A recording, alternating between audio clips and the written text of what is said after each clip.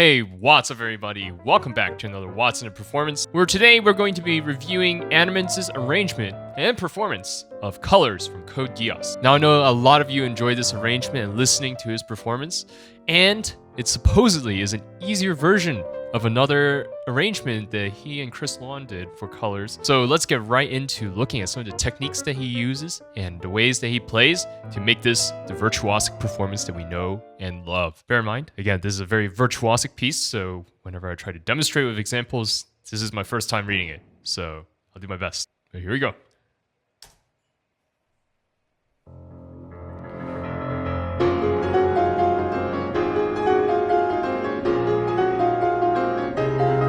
Right from the start, we want to note the crescendo through the tremolo, right? And the way that we achieve this, right? We've talked about tremolos before in other videos and in other reviews. In order to get that sort of crescendo, you're doing two things. One, you're rotating and increasing the size of the movement so that you accelerate and land with a little bit more force. But second, you're pushing a little bit more weight into the keys, right? So at first, my arm is very light as I rotate, and then it rotates with more and more weight as I lean a little bit into the first chord. I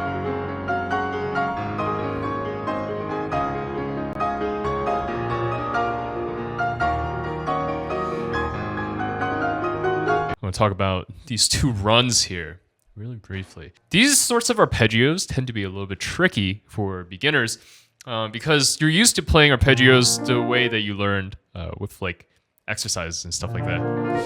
It's a little bit harder to try to jump onto the fifth finger to try to land and play the next few notes. And also, beginners and intermediate players even have a tendency to think of runs as still individual notes as opposed to one fluid motion.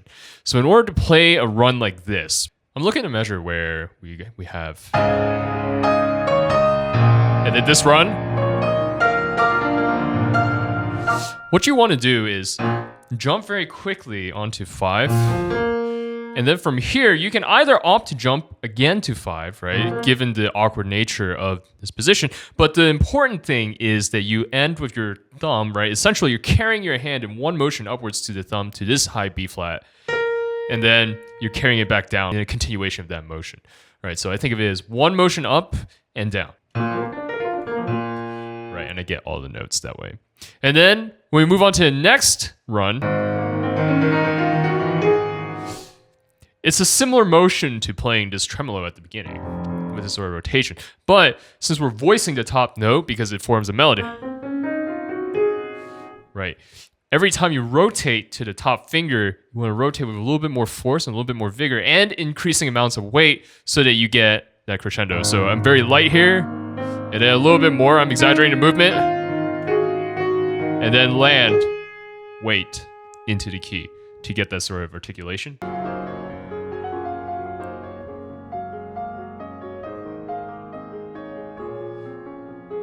The Cantabile, the singing.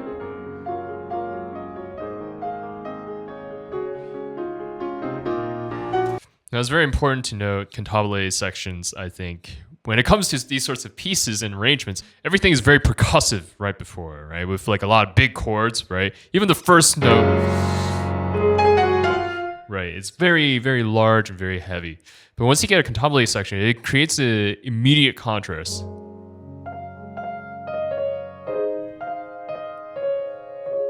And it gives you, the performer, a lot of freedom to exercise a different tone and to be a little bit more expressive than you otherwise could be. And I want to draw attention again to the left hand here. Right, there are notes that, again, rotate back and forth. They oscillate a little, right? In the second half of the measure, we go indicating to me, right, that I want those notes to stand out a little, to create a little bit of texture. If we listen to Animenz, that's precisely what he does. He brings them out a little bit, so then there's a little bit of interesting texture in the left hand, as opposed to something that's just maybe a little bit more monotonous, like that. There's the left hand.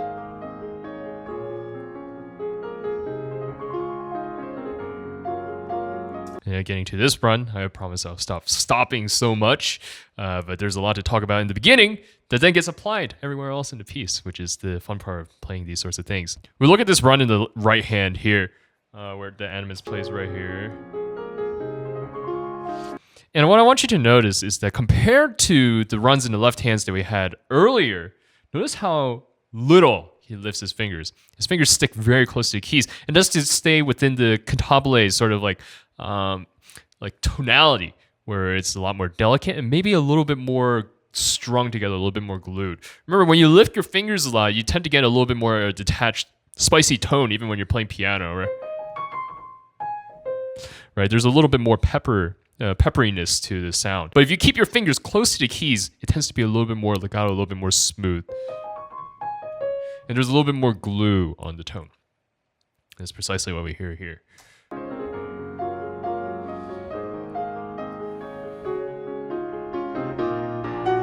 And now return to the more brusque, aggressive chords, a little bit more percussive. Very nice job bringing out the voice, the melody in different voices.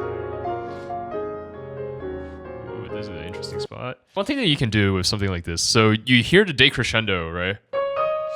In this last part of that phrase before we get to, right, is you can actually slowly start lifting the pedal throughout the entirety of the measure. So when you're playing the measure, I'm not gonna be able to sight read this, right? Since I can't sight read the run fast enough to demonstrate well, I'm going to play a C major scale instead. And what you can do, so pretending that like this C major scale is this run in this measure, what you can do to affect a decrescendo is not just play softer towards the end, right? But you can also start slowly lifting the pedal throughout the measure. So if the pedal depressed all the way at the beginning, and I lift halfway, and by the end, I have no pedal, then the tone not only gets quieter because you're playing softer, I can get a much more dry and a much more interesting decrescendo. So you can try that out.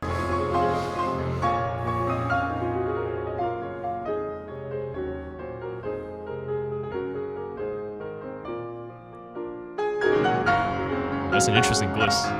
I never play my glisses this way because I feel like it always hurts the pads of my fingers, so I always play with a nail. But that's just my preference, since I don't gliss a lot, so that's what I end up doing. I guess you kind of have to do that when it's the WattKeys. Who knows?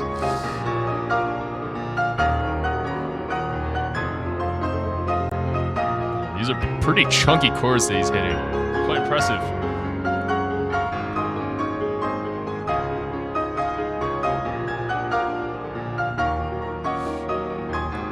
Here comes the left hand. We heard that motif earlier with the oscillations. This section.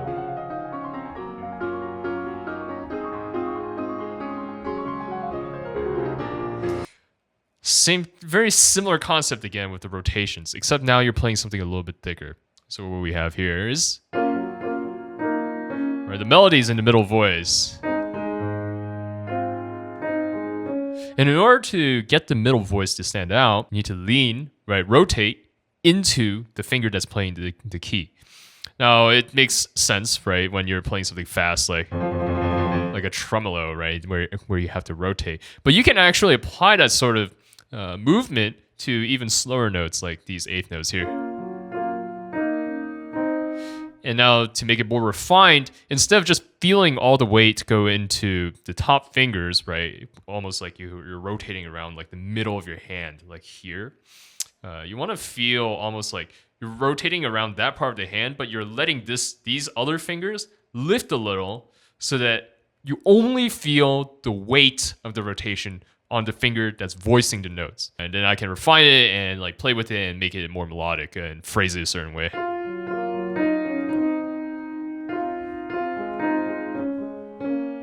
Kind of like that. And you kind of see Animenz's hand doing that too when he's playing. You see a little bit more bounce from the wrist to help with that, especially with these jumps. So, yeah, again, note the runs. The fingers are sticking close to the keys, right? Because we're piano and there's a little bit more singing.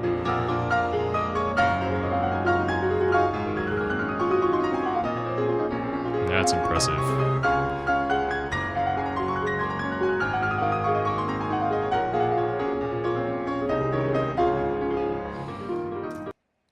I'll stop and note that that was very impressive. And if you want to learn how to do something like that, you have to practice a lot. But one thing that will help, again, is coming back to the concept of taking things in one movement. So going down to keyboard, I can break up this run into different movements. So like one movement for like 4/16 notes, and et cetera, as I'm practicing. And then once I have more and more of the run comfortable, I can translate those smaller bits of movements into larger groups of movements. So instead of 4/16 in one move, maybe I can do 8. And then a whole measure of 16th notes, and then like the whole phrase. If you think of things as fewer movements than just each individual note, it makes the run flow a lot better overall.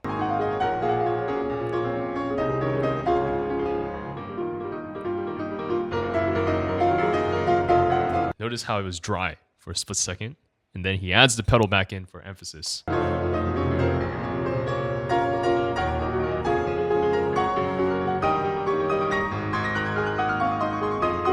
There's the rotation again, right?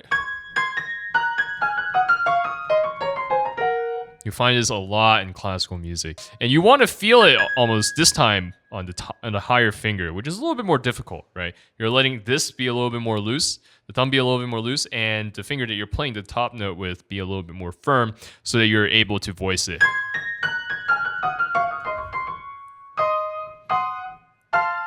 Something like that.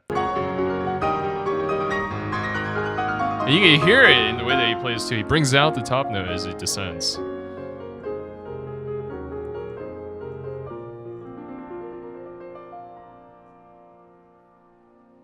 Very nice lift. Always very interesting to note whether or not people hold the pedal through the fermata or if they lift it, because it always creates a different sort of effect. If you lift the pedal, then it's almost like you're starting over, right? You're taking a breath and starting over. At least that's the impression it gives me. But if you let it linger, then it feels like the next phrase that you're playing kind of like just melts and seeps out of what you just finished playing. It's pretty cool. It's pretty cool. 2 different effects, all based on how you want to interpret a fermata. Continuing on.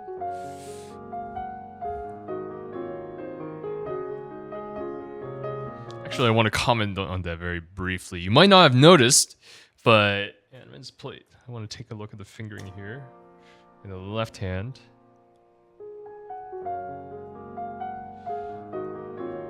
So you hear, but he's actually going 1/1, so it's detached. Right. And the way that you get 1/1 or like repeated fingers to sound connected like that, right? Because there's a big stretch. It's hard to 1 3 2 1, although that's certainly possible, or 1 2 1 2. But this one becomes a little bit more difficult as well. So 1/1 works. Is you want to almost feel like your finger is sliding along the key to the next one. So it's almost like I'm playing both keys, and then my finger just keeps traveling and like just transfers onto the next one, right? And that's how you get it to sound connected, essentially. And with the pedal, then it sounds perfectly fine.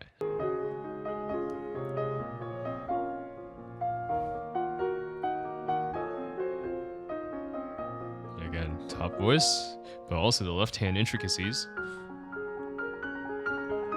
Okay, left hand, boom, boom, boom, boom.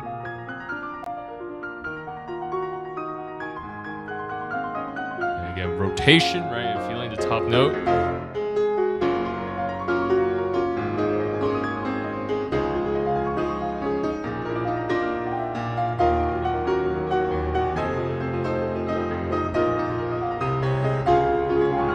I've always said that this sort of 3-hand technique is not the worst thing in the world. Now, what makes this hard is not the fact that it's 3-hand technique necessarily, but it's that you're jumping a lot, right? And you have a lot of these higher notes. But playing the middle voice in and of itself is not the hardest thing, because you jump onto the middle voice, so then you're able to bring it out with the natural momentum of your jump, right? As opposed to where if you had something where you're holding the notes and you had to connect them, that might be a little bit more difficult. In its own way, I'll say. In its own way.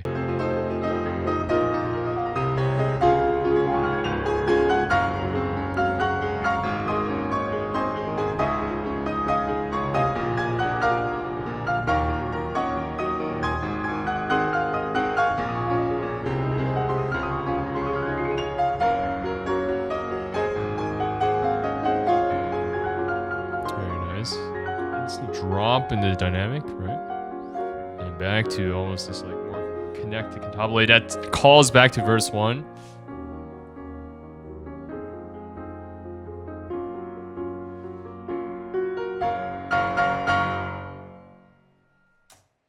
Very nice. Very virtuosic. An incredible piece and performance by Animenz.